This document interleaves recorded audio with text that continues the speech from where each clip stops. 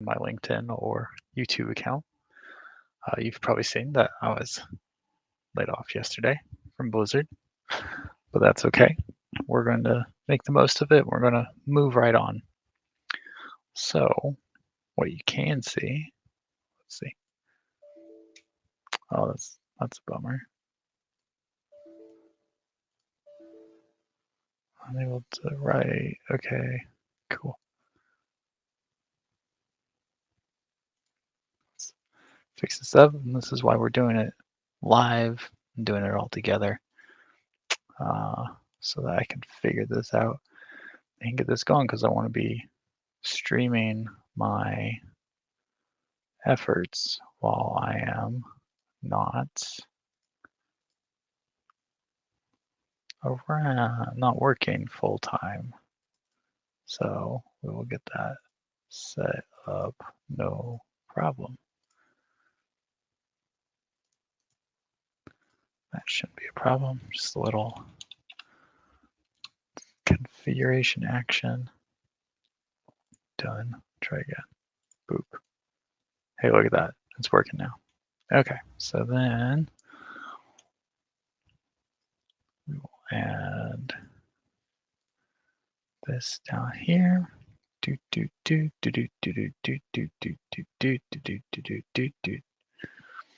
Where's that? Gotta find one other thing, and then we'll get into it.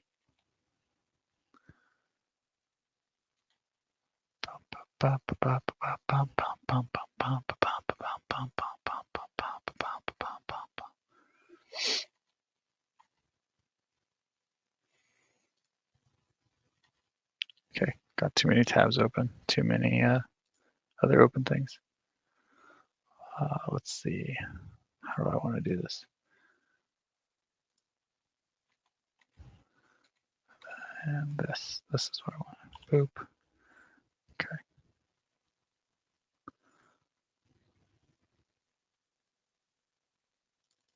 Let's see.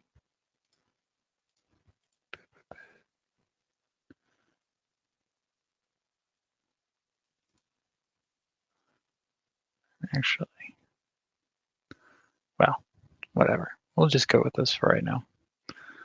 So I'm actually going to turn on my capturing my cursor. There you go. Well, kind of see it. Oh well. We'll go with it. We'll go from there. So I was a producer. Have been a producer for a number of years. I've been working at companies like ArenaNet, Wargaming Seattle, Ended Labs, and just recently Blizzard. And now I'm on the hunt for something else. So I thought I would do the normal job hunting thing and applied for jobs, used the network. Everyone's been super great reaching out to me, leaving lots of recommendations on LinkedIn and all that kind of stuff. But I kind of want to go beyond that route and see what I could do to help myself. So we're recording this, and we'll be streaming this pretty much every day while I'm on the hunt, if I'm not interviewing. So what I wanted to do was be able to be available to ask questions, answer questions, and kind of wanted to refine more of my perspective of production, the hard skills, soft skills, a lot of the hard skills. I mean, I got this screen up. So that's something very different than what has typically been captured. What's up? Yes, I'm recording and streaming. No worries. Cool. Hi. I'm being super flexible with being home as well. So we will make sure that I am still a contributing part of the family, not just heads down on working, because that was one benefit from working from home. You might even see my dog Toby. Come here, buddy. Come here, you. Come here. Oh, there we go. Oh, we got you. Hi, dog.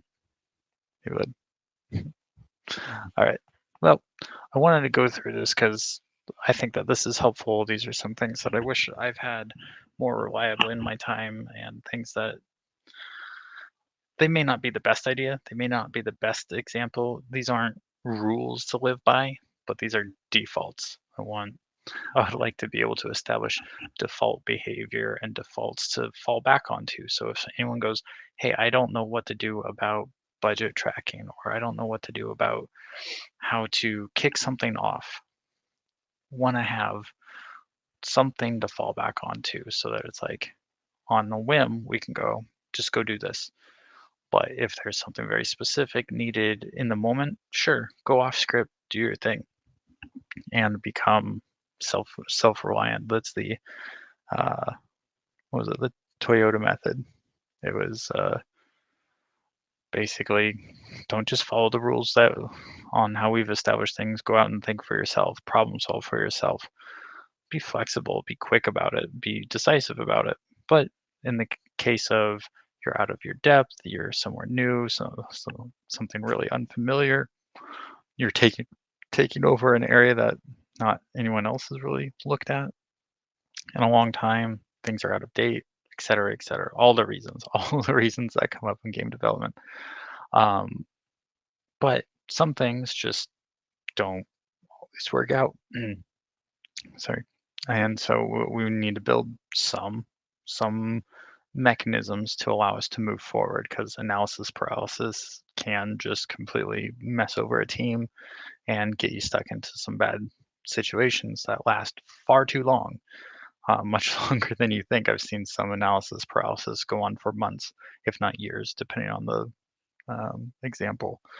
Um, and how many times you see projects redone. So like you'll hear about a game that's been in development for 6 years and that it's been scrapped and restarted. Well, fundamental questions were had an answer committed to, and it wasn't vetted. It was trying to be quick and decisive, but they didn't extend it out and really expand on and see how far, see what depth there was there, which part of a producer is to help suss out risk and figure out what those steps are and when to call it and get that agreement up front. And I think that there's a lot to do with social contracts, and employment work contracts that um, just hasn't been explored a lot, especially in big companies. I think you'll probably start seeing this more in indie and small startups, just so that they can build that, because we've seen a whole bunch of companies get big and then completely flounder because they couldn't iterate fast enough. They were burdened by bureaucracy and just laden with red tape. And there was just, this is the way that we've always done it. This is the way we're going to do it. Um, if it ain't broke, don't fix it. Seen that weaponized too. So there's just a lot to this, but I wanted to start with a couple of things. So I have my production vision, and I just started walking through this, and this is mostly best practices. These are those defaults that we should be maintaining, going back to, or having some semblance of how this is maintained. And it would be nice, it would be ideal if all of the production staff was doing it similarly. Now, independently, on an individual basis, sure, track it however you want. But when we're bubbling things up to a team level, to a feature, to a discipline level, to larger stakeholders at large, to a green light panel, whatever, um, you're going to want to have some similar language or a similar way for all the teams to row in the same direction. So I started super high level, and we'll just duck in here. Let me also scooch this over. Let's see, close this too. I don't think so. I'm using Evernote, by the way. I've been taking a lot of notes in here for a long time, and it's handy to go back and forth between my phone and the computer. A project stack rank backlog. This is something that I would expect senior leadership, your executive producer, your directors to be maintaining, like at an epic level, being like, okay, what are the major uh, things that we have to get done, major components of our game style, whether it's your art direction Bible, or it's your UI style guide, or if it's your progression system and the front end UI, all that kind of stuff. It should be broken down in a way that helps stack rank where your resources go. So the top thing is the top priority. The second thing is the second priority. If you don't have work in that top thing, you move down to the second one, third, and if you're blocked on the fourth, you go down to the fifth. But you let someone know that you're blocked on the fourth, and then the producer helps unblock you, figuring out what those steps look like, what's that critical path look like, how do we go from there. Strike team and team, basically the same level. Strike teams, I put a little more importance with because they should be short-term teams. They should be, I would say, no longer than 6 months, just because you want to get to an answer, whether you like it or not, or if it's something that you need to invest more time into. You should be able to answer the initial question that you went to um, in that time. You set that time, answer the question to your best of your ability. If you need more time, communicate that. If you think that you're onto something, communicate that and let the team reevaluate where that priority goes. And you can always put that back into the backlog and say, hey, we're going to try this again a little bit later. We have to jump onto these things. That's where your team of producers, that's where your stakeholders and your uh, product owners all need to be getting together and having that conversation about how do we feel about this. And your directors and leaders should be able to make that decision based off of where everyone's going. Discipline stack rank. I think of this more as a discipline maintenance. How do you keep your designers up to date with the latest and greatest? How do you keep your artists up to date with the latest and greatest techniques and software or solutions to problems that they've had? What are you looking at? And so, like, is it training? Is it software? Is it equipment upgrades? Like, what is that you need to do to take care of your discipline? I think that's production. I think that's audio. I think that's audio design. I think that's sound engineering, like music and everything. So, like, however far you want to break it down, I think you can go department. I think you can go sub-discipline, so on and so forth. And so there's certainly a lot there. Feature pitches, like this should be the ideation. It should be an open flow of creativity, but it also just needs to be maintained. So get your panel of people who need to look through ideas, see if there's anything to them, question them, and come up with, okay, this one's tentatively approved. Let's look at this schedule and see where we can start investigating this. When does it make sense to investigate this? Is there other stuff that is more synergistic to what we are developing at that time? It's all related, and being able to have that 100 or like boots on the ground to 50,000-foot view and being able to pivot between the two and understand where something new kind of slots in. I think that that's a really valuable perspective just to make sure that everyone can, so that someone can see the big picture and there's someone accountable for those decisions. Usually I wouldn't say one person does that. I would say that that's a collective responsibility of going, hey, how do we make this thing best fit? And because everyone's wanting to do their best work and put the best foot forward and make your project, your studio and your team successful, like that should be kind of straightforward. The feature pitch itself is a whole separate process. So that's something that I think started with the design document template, uh, design doc there. So that's just pitching new things. Does it have enough legs to stand on from the beginning? Does it need extra answers? I think a lot of these will end up feeding your strike teams. There might be some just core fundamental things that are just like, yeah, we should just do that. In that case, I think that usually gets decided on a team basis, but like this is more around something new that isn't already in development and it's not feedback of an existing thing, unless it's, hey, this thing just came out and there's this feedback. We don't know when or how we'll be able to approach it because it seems massive or very confusing, complicated to implement, whatever. And you would be able to prioritize and put things there. Measured capacity for team members, even just loosely being able to say, we do 2 week sprints and we say 20 hours of that time. So in 80 hours, 20 hours of it is in meetings. Okay, everyone's got 60 hours. Well, let's book people for 60 hours, just as a foundation. Let's practice that. And one of the best ways of doing that is, or of making that a process that's approachable for the team, is not to have them burn it down. Just when it's closed, reduce it to 0. If it gets reopened because it doesn't match the feature design, okay, we're learning from that. We have to be able to log that time and keep track of it. And it's all trying to get something out of something predictable, and it's not always going to be the case. But and I think the more you roll things up and be like, hey, this feature took this amount of time, that's going to be wrong because it's going to be different for every game. It's going to be different for every art execution. It's going to be different for every client, basically. So I don't think you can't say, hey, here's my scoreboard, and for game number 1, and say the same scoreboard, making the same scoreboard is going to take the same amount of time on game number 2. Well, different information, different pacing, different times that you want that scoreboard to be around. So it's servicing different things. So you can't just say scoreboard UI takes about this time. No, I think it's more about the types of work that go into the features. So I think it's more of a, okay, what does the UI UX look like for a feature like this?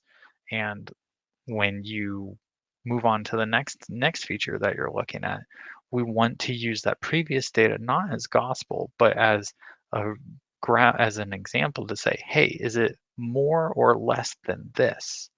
We're comparing it.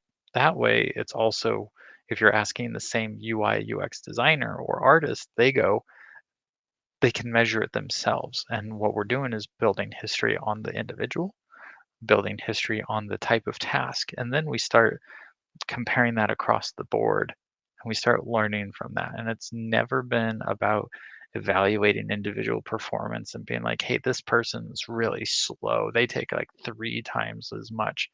No, you want that kind of diversity on your team, because usually when you get someone who's really quick and someone who's not as quick, they still excel at certain other aspects. So you want to be able to utilize the strengths of their team and even push it based off of their own desires, career goals, or what they're wanting to experiment with. Like, that's super important to listen to, listening to the soft skills, or using the soft skills and the hard skills together to create the best case environment.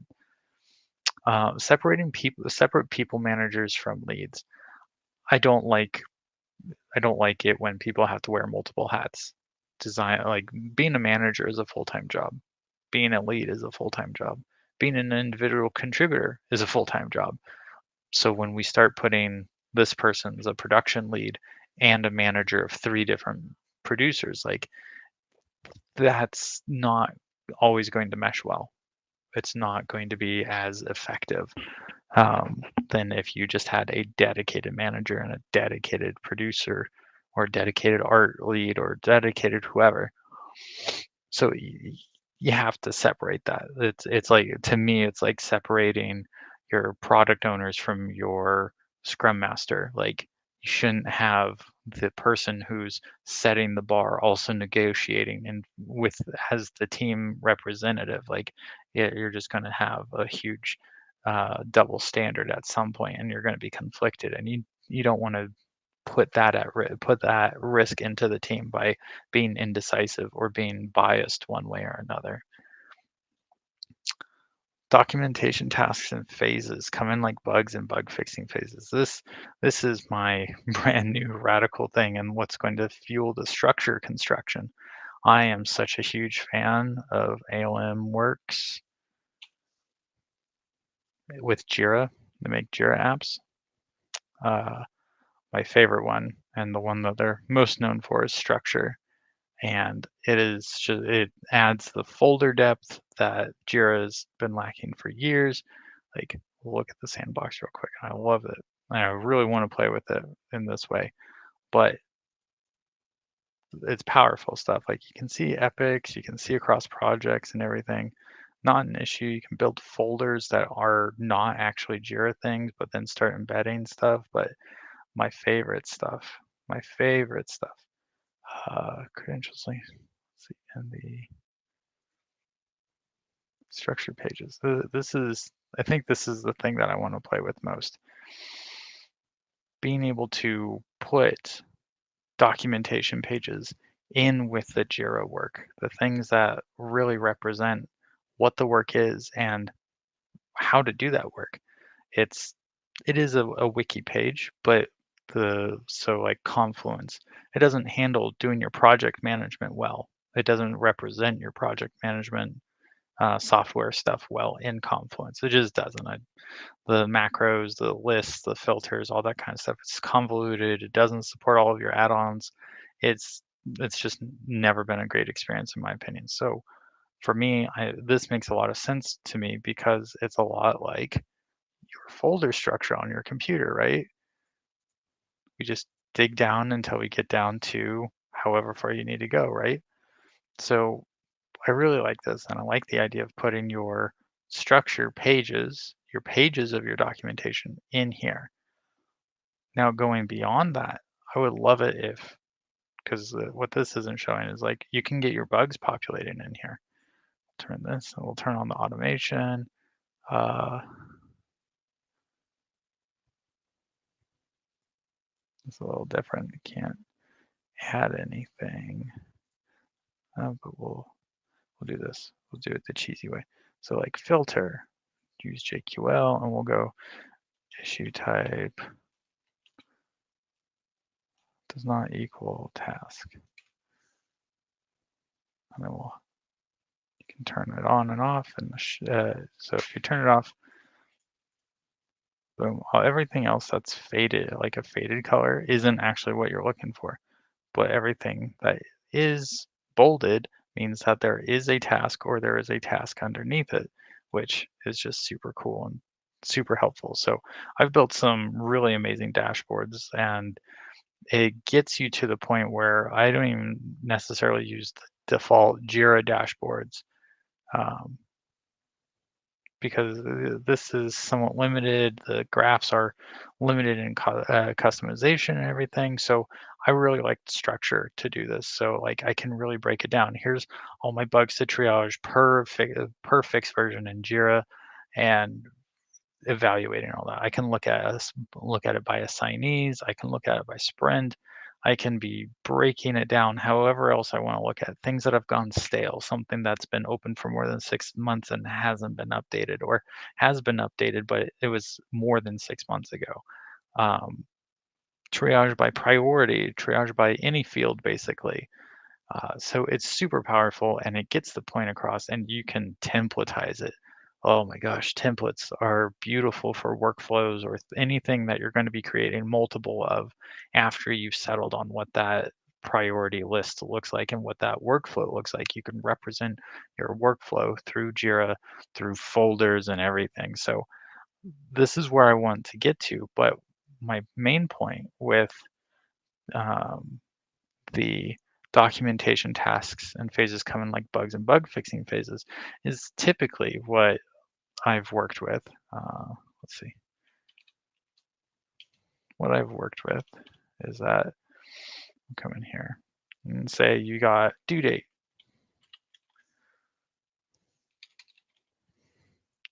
I really need to turn on dark mode for Excel somehow. See if that's the thing.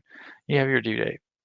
Well, you can't be working on the thing all the way up till your due date, because then QA can't see it, right? They don't get a chance to test it, and it goes out into the wild for all the players to abuse all the different ways that you didn't think would happen and all the normal ways, and you haven't tested it. So you go, okay, from this due date, we have other requirements. So whether it's, if you have mobile builds, you have to go through certification passing for like Android or Google and um, the Apple Store and Microsoft, all that kind of stuff. So you have time built out for that. So submission weeks, right? So you can't just ship all the way up to the due date. Well, then you also have bugs. So like you have to say, okay, we're done working on this. Timeout. We don't want to work on it anymore. We don't want to add more. Is adding too much risk. We've already answered all the questions. We built the thing that we wanted to, which is the happy version of we have to be done, pencils down. So you say, okay, well, we need to be done here. that's content complete. We'll say, okay, content complete. That's there. So that's 3 weeks for, or 2 weeks for bug fixing. Bug fixing, yay. And that's the time that you get. If that's extra bug fixing time, really. And you have like feature complete. So this is like all the code, all of everything's done. At least one component of everything is done. So it's a vertical slice of your feature. One of everything is done. It is fully functional. You just need all of the extra iterations of it. So like you have one armor piece. You've demonstrated that you can equip the armor piece. Awesome. Well, now you see the full feature is you need to have all of your equipment, 10,000 armor pieces. You got one, you need the rest. Well, after you have one, you know the specifications of building the rest.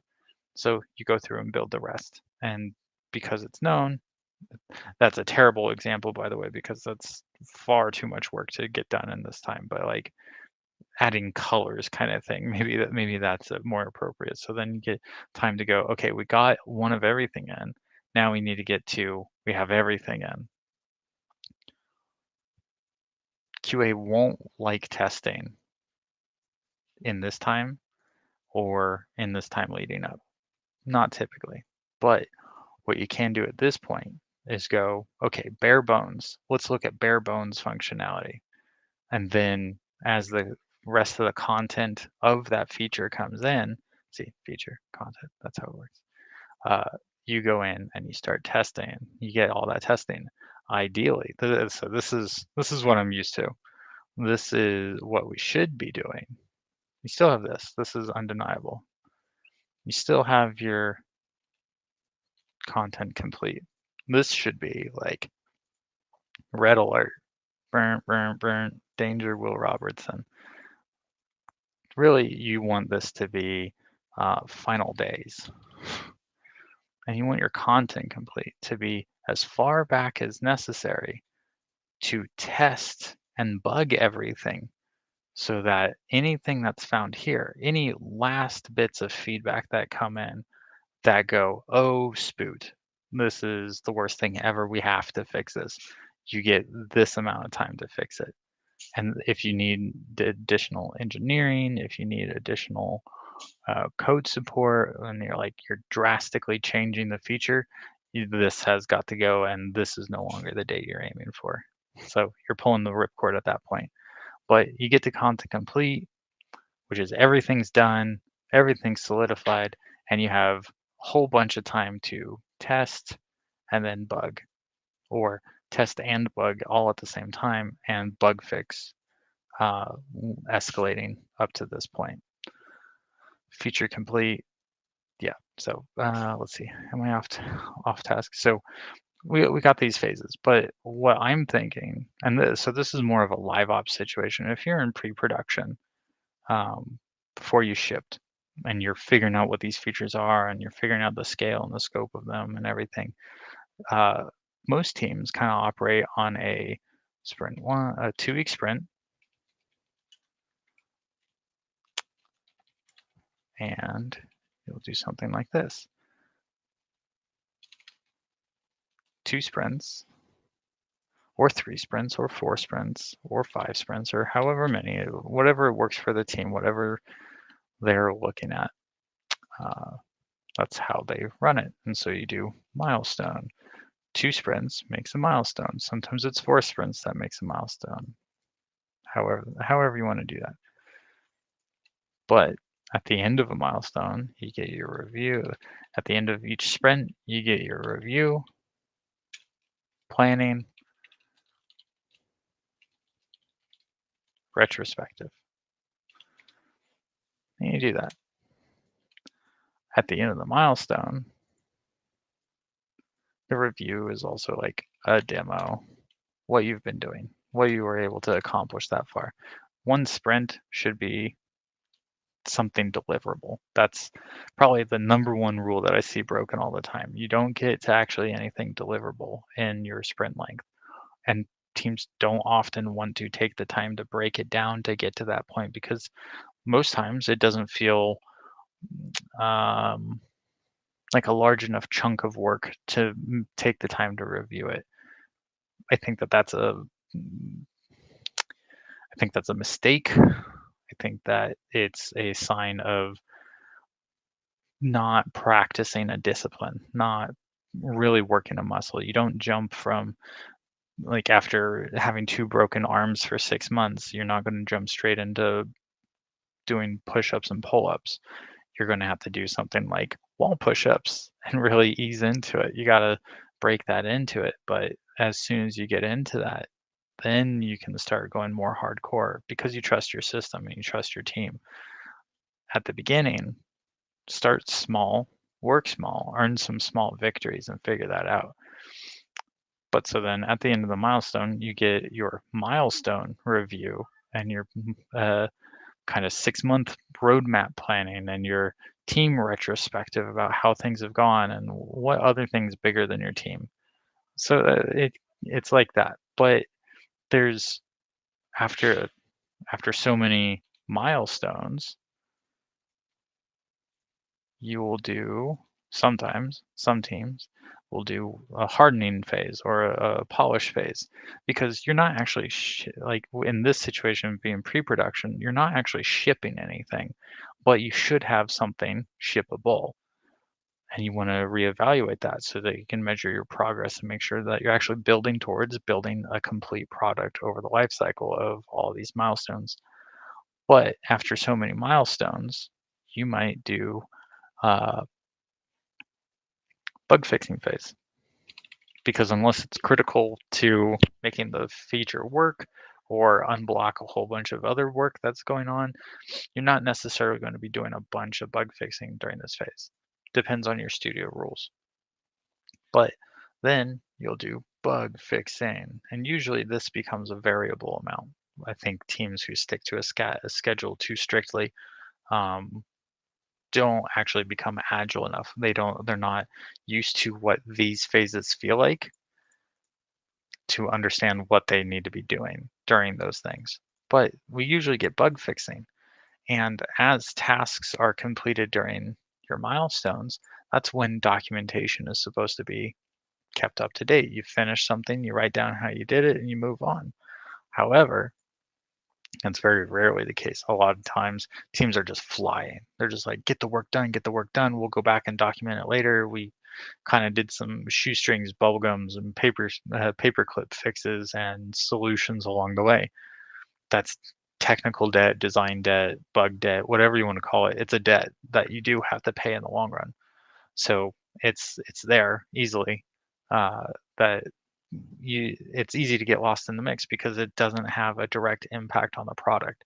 Bugs definitely do. The work you do definitely does. But that documentation becomes a problem 6 months down the road when it's shipped and no one on the original team is around. Or a bug comes up and everyone goes, oh, I forgot how that works and we didn't have documentation, or it's years out of date. It's a problem. You have to keep up with it. I think in a pre-production phase, you obviously do your design or you do your documentation the best that you can up to this point. But I think bug fixing then becomes your supplemental change list. A bug comes in for a feature, you document that type of bug. From that type of bug, you document how is it fixed? Who fixed it last time? How long did it take to fix?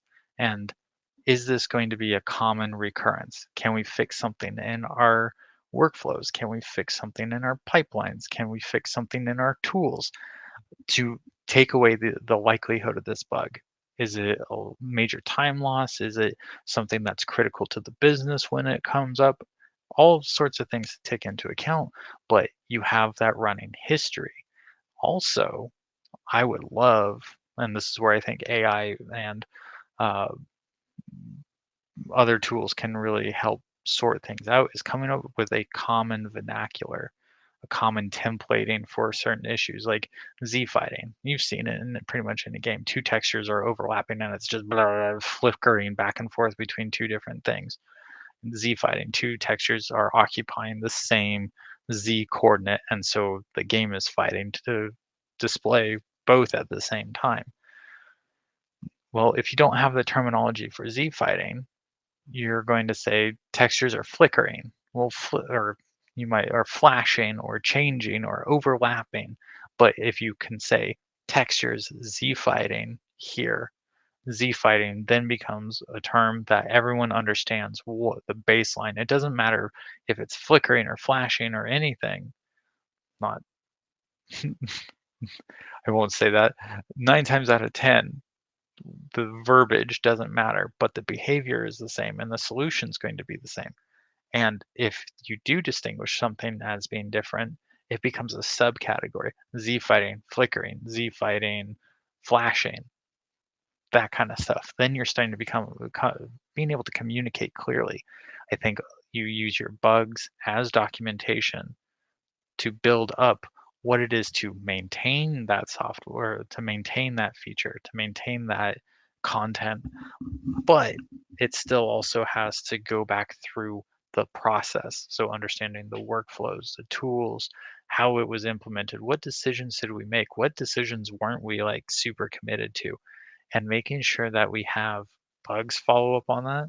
And this phase of bug fixing really needs to be joined by documentation update, documentation update,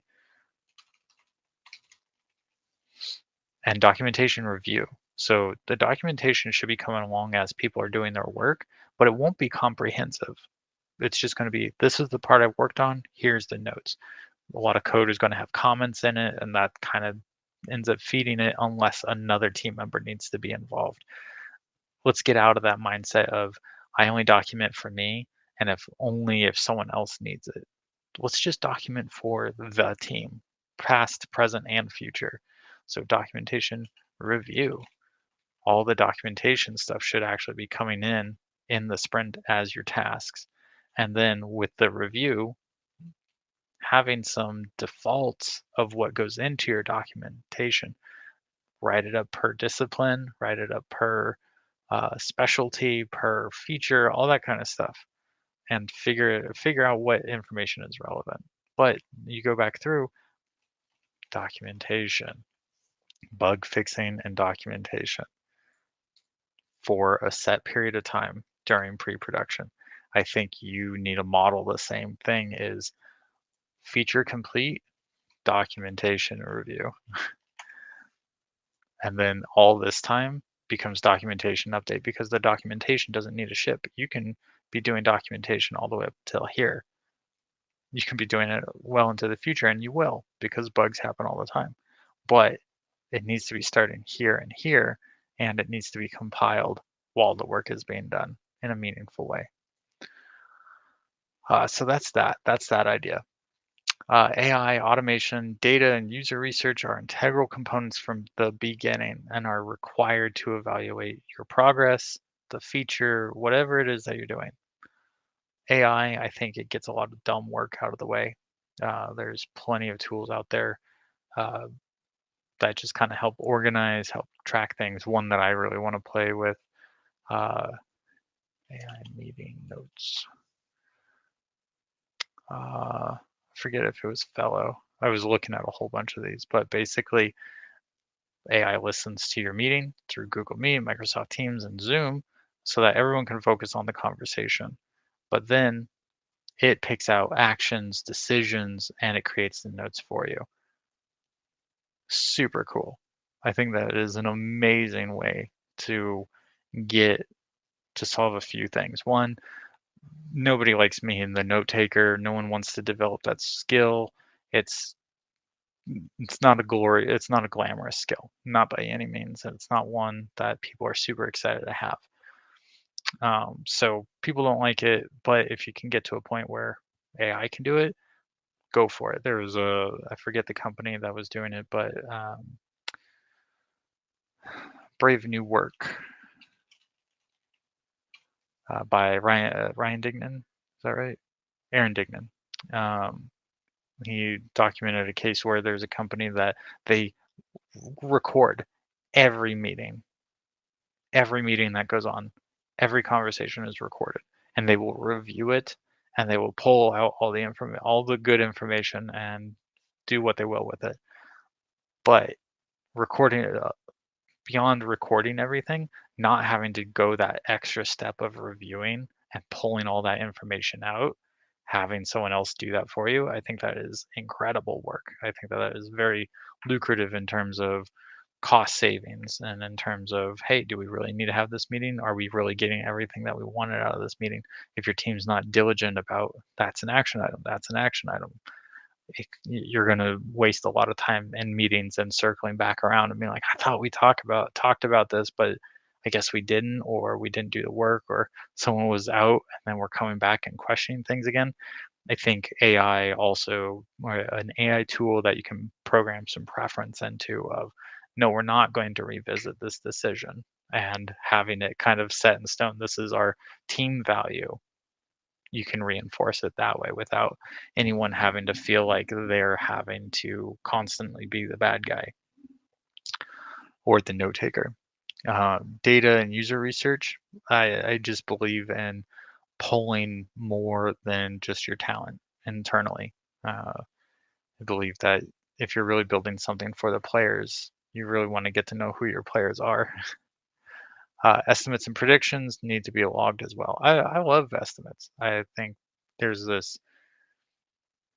I've never once actually heard anyone complain about putting in estimates, uh, because they thought they were going to be wrong or that they were going to be held to being wrong. I think that that's a very rare stance. I think if people are going to go, I don't know, 20 hours, I would rather them just throw something out and be wrong and update us along the way than just to get so hung up on being wrong. Let's learn from that. That's part of the soft skills you have to prepare your team for, showing them that it's okay to make mistakes, to show them that it's okay to be wrong, and that we're doing the right thing by doing the work the right way and by reevaluating our guesses. Uh, any process that's repeated after the initial prototype is tracked with hours. Yeah, the first time through, it's never going to be what you wanted. That's okay. When you get to that point of this is what we're repeating, track it with hours, just to help give yourself some more information about how much work can you actually fit in as an individual, as a team, see where your blockers are most likely going to be. If it's not the case, you'll see it reflected in reality and you'll go, hey, this isn't the case. Let's lower these estimates. You don't have to be right about how much you lower the estimates, but just lower the estimates to be like, no, they regularly get this work done on time or early. So those estimates are percentages of their capacity, not ironed down, like written in stone kind of thing. We want to know what the discipline capabilities are, and we want to not book everyone to full capacity. 2 week sprint, 80 hours. They're not going to spend 80 hours doing productive heads down work on the things that they say that they're going to do. No, you take 15 to 20% of that off. So 25%. So 80 hours, I usually take 20 hours off. So in a 2 week period, I expect 60 hours of work just as a starting point. Definitely play with that number if you have more experience with your team. But that way you're accounting for meetings, absences, a little bit of found work. You give yourself a buffer, 20 hours of buffer basically. And if someone's still having trouble committing to or getting all that done, getting the 60 hours done, you know a few other defaults to evaluate. What's the work like? What's their workload like? Are they on multiple teams? Are they doing too much? Are they filling in for someone? Uh, have they been absent a whole bunch? All that kind of stuff, things that you start digging into. Yeah, I go on quite long, so I'll actually end it here and we can keep going on it there. But tomorrow I hope to get to structure construction, how I like to set that up, but then also the documentation strategy of setting up, okay, this is how we're going to handle documentation and this is what we're going to go to, and eventually get to a design document template so that when you're kicking off a feature or when you want to get something onto the backlog, you know a starting point and where an idea has to go from there to get onto people's radar. So day one, some additional content. I'll be on Twitter pretty much all the time, Instagram, and LinkedIn. Feel free to pop by, ask me questions, and we will talk soon. Oh, actually, before I sign off, one thing I was known for doing on my previous team, or previous teams actually, is telling a dad joke before I would sign off. So let's see. What do you call 2 ducks and a cow? Quackers and milk. That's a terrible one. I don't like that one. Let's see. Oh, no, that one's easier. When red.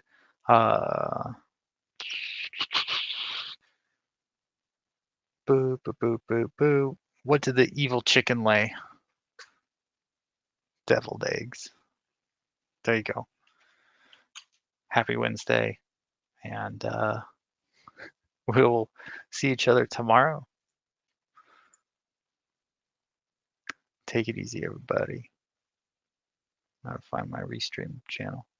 Where is it? There it is. Okay.